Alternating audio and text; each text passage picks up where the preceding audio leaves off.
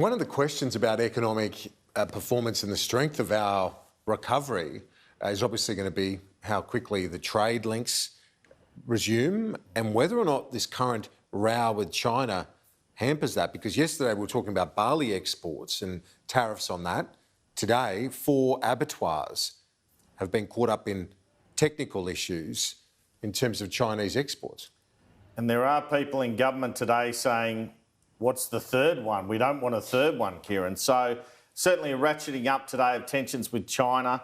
We had the likely end of the $600 million export market of barley to China with the draft proposal from the Chinese government to whack an 80% tariff on our products. Now it is the delisting of 2 of Australia's beef exporters amongst 4 meatworks by the Chinese in relation to labelling and certificate issues.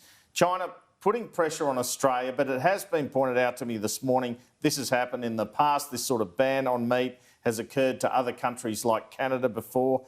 No one in government is admitting or saying it's because of our calls for an independent investigation into COVID-19. And they say some of the issues are long-standing relating to long-term tensions with China. But it will be interesting to see if there is a third act to this play, Kieran. Scott Morrison, keen to keep talking about the importance of China as our major economic partner and not further antagonise the Chinese. He thanked Chinese Australians for their cooperation during the COVID crisis in remarks to Party Room this morning. But I'm going to show you something now which might not help, Kieran. This is a post, a sponsored post by the West Australian Liberal MP Andrew Hastie on Facebook, and it shows, add your support for action that protects Australian prosperity and independence from authoritarian regimes. Stand up for our sovereignty. There's also one about the Chinese Communist Party he's put up and concerns about them. And so far he's had 8,477 signatures, Mr Hastie has told me, but I just wonder how Scott Morrison would view his MPs, and I don't think Andrew Hastie's the only one, a suggestion James Patterson also, putting up these sort of things that could inflame tensions with China at this time, Kieran. Well, let's look at some other issues now. And the Prime Minister on the COVIDSAFE app. Is there a target or isn't there in terms of how much of the population should be covered by that app, which to me seems like a no-brainer given how much we leave in terms of digital crumbs in the economy already. And this has got the protections in place. If it's going to help us open the economy and get people back into work, I don't see why we're not all signing up, but the Prime Minister set a number. Is that a formal target or isn't it? Well, I've downloaded, you've downloaded. I don't usually trust government or politicians, but he says there's no... He admitted today there's no target. Now, on the 17th of April and several times subsequently, he said the target was 40% in order to lift restrictions. I guess because they haven't hit 40%, he's abandoning the target. So let's listen to what he had originally and what he's saying now. It seems a bit arbitrary. He took umbrage when I questioned him about if we shut down, we had to shut down for 6 months yesterday. Now it's a definite 40% target that's not 40%. Have a listen. If we don't take it up in big enough numbers, would you say 40%? 40% is the minimum, yeah. If we don't take it up in those numbers, the restrictions stay?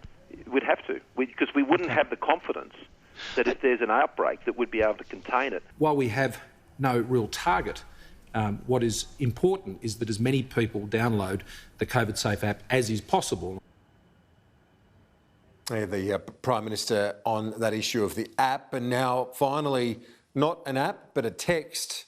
That was the text you reported on with John Barilaro to the Deputy Prime Minister, and he was good on him, had a bit of fun with it in question time today. It's all about mobile phones, isn't it? But yeah, it's good to have a bit of a sense of humour. We're a lot of serious issues we're talking about at the moment. Have a listen to Michael McCormack taking the mickey out of himself here.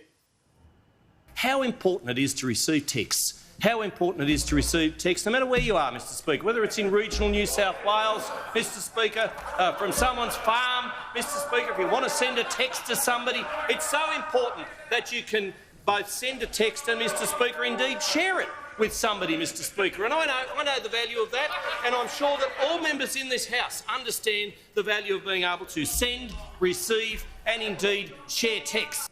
So he's in good form. I think he might be a bit relieved that he in fact dodged a Barilaro bullet in terms of him not heading to Parliament after all, the federal Parliament, that is. Well, I guess he's prepared to take the heat in potentially not winning a seat in terms of not having Barilaro there when he's already got Barnaby there. But he also made a joke, Michael McCormack, about destabilisation in a political party. Who would have thought, after the failed spill against him this year against Labor, when there was the Otis group, that ginger group, which was about putting pressure on coal exports and whatnot. So at least he has a sense of humour and he can be quite funny, Michael McCormack. He can be, absolutely.